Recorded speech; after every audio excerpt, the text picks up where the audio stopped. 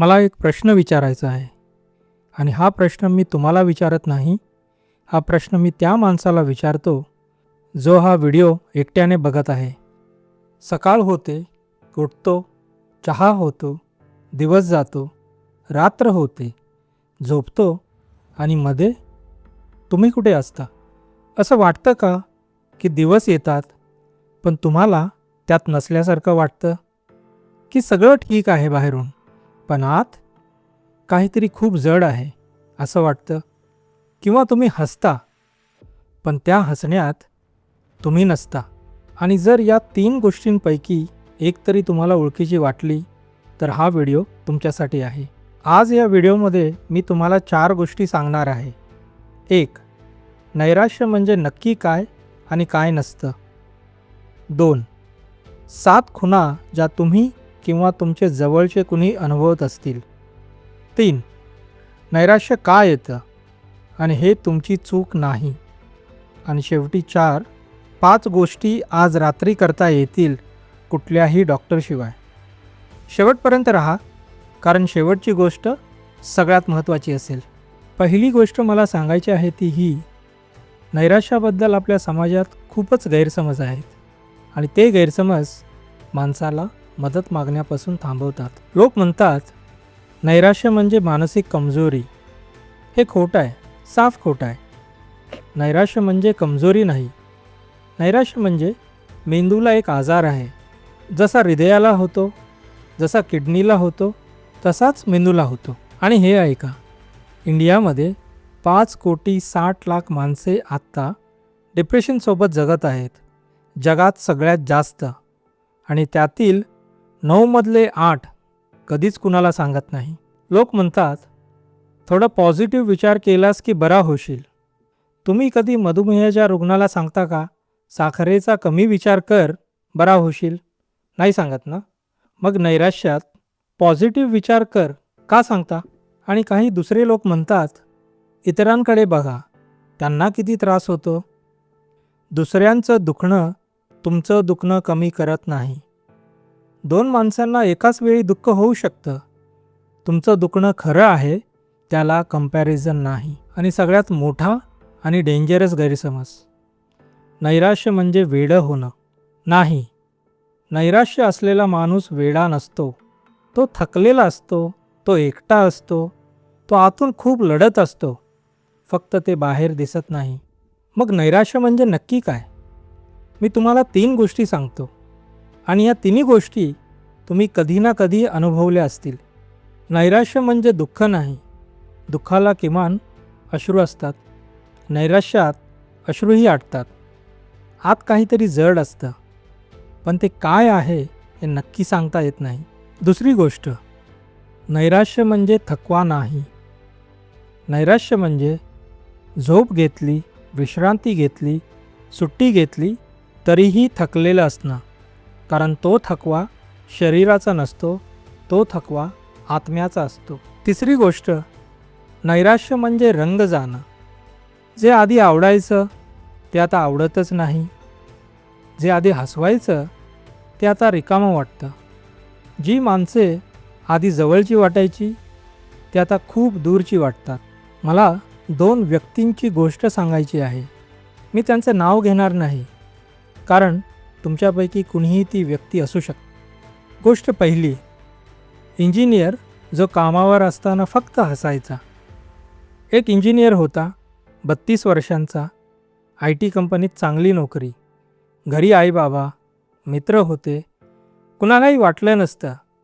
ऑफिसमध्ये रोज हसायचा, मीटिंगमध्ये बोलायचा, पण रात्री घरी आला की रूम बंद करायचा आणि तासनतास छताकडे बघत पडून राहायचा. का? त्यालाही माहीत नव्हतं. एक दिवस त्याने आईला सांगितलं, आई मला खूप थकल्यासारखं वाटतंय.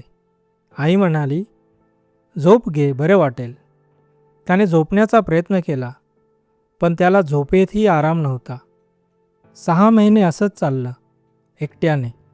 नैराश्य असलेला माणूस नेहमी रडत नाही, नेहमी एकट्यात असतो.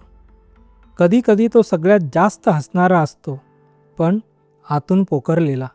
आता गोष्ट दुसरी, आई जी स्वतःला विसरली होती. एक स्त्री होती, लग्नाला 10 वर्ष झाली होती, 2 मुलं होती. नवरा नेहमी कामावर, दिवसभर घरकाम चालू असायचं तिचं. मुलांचं जेवण, रोज रोज पुन्हा पुन्हा डेली रुटीन चालू असायचं.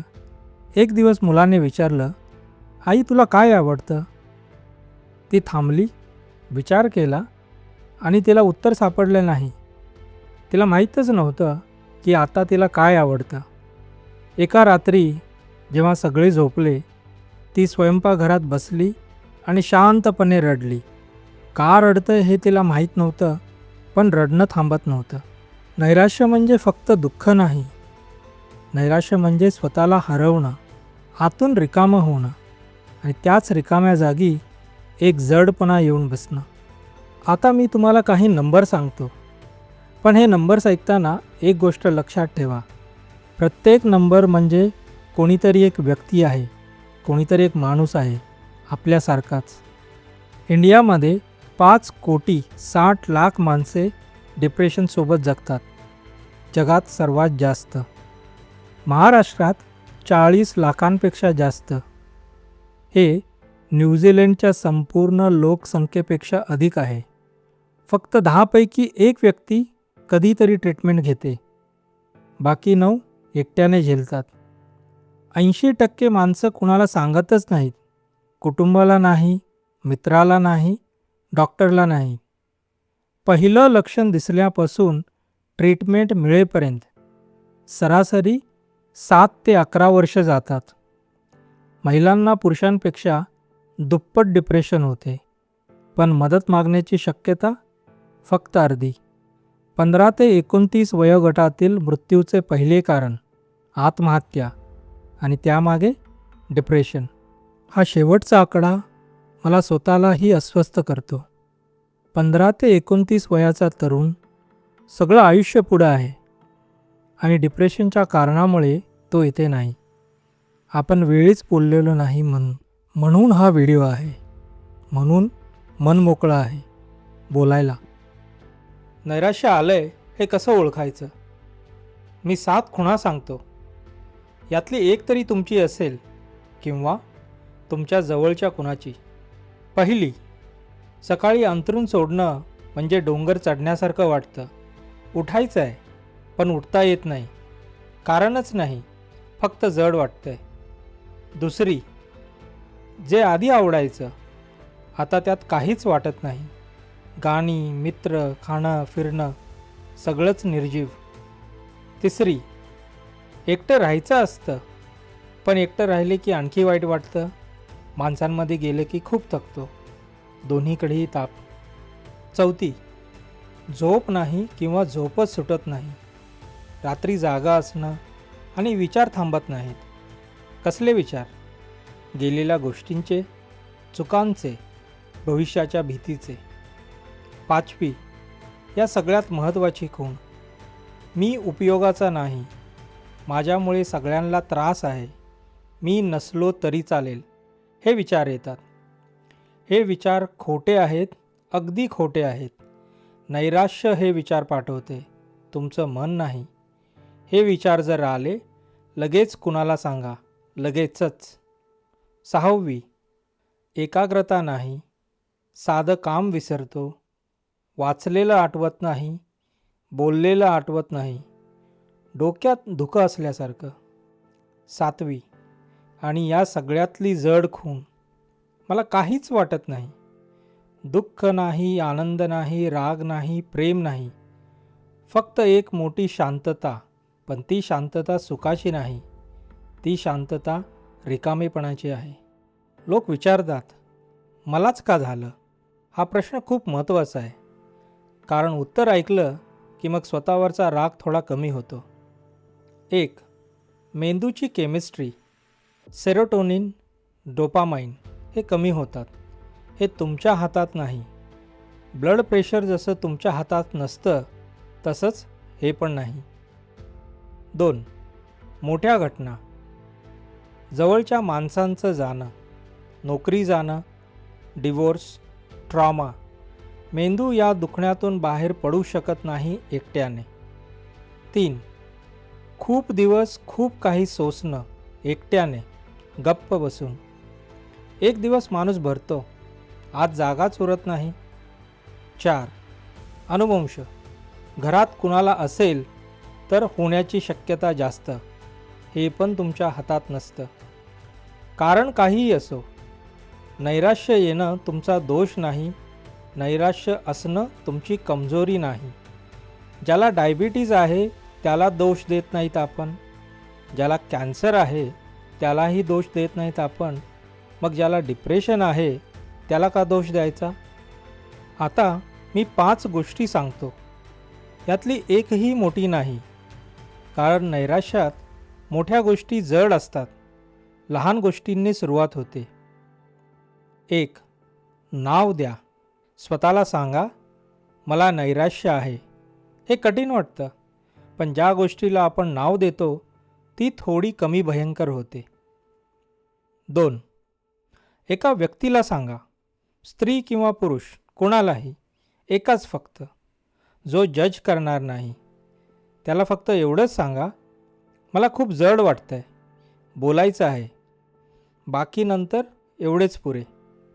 3. शरीराची एक गोष्ट करा. 1 ग्लास पाणी, 10 मिनटं बाहेर, 1 वेळचं जेवण. नैराश्यात शरीर हे सगळं विसरतो. शरीराला आठवायला मदत करा, मन थोडं परत येईल. 4. प्रोफेशनल मदत घ्या. हे मी सगळ्यात आग्रहाने सांगतो आणि हे सगळ्यात महत्त्वाचं आहे. 5.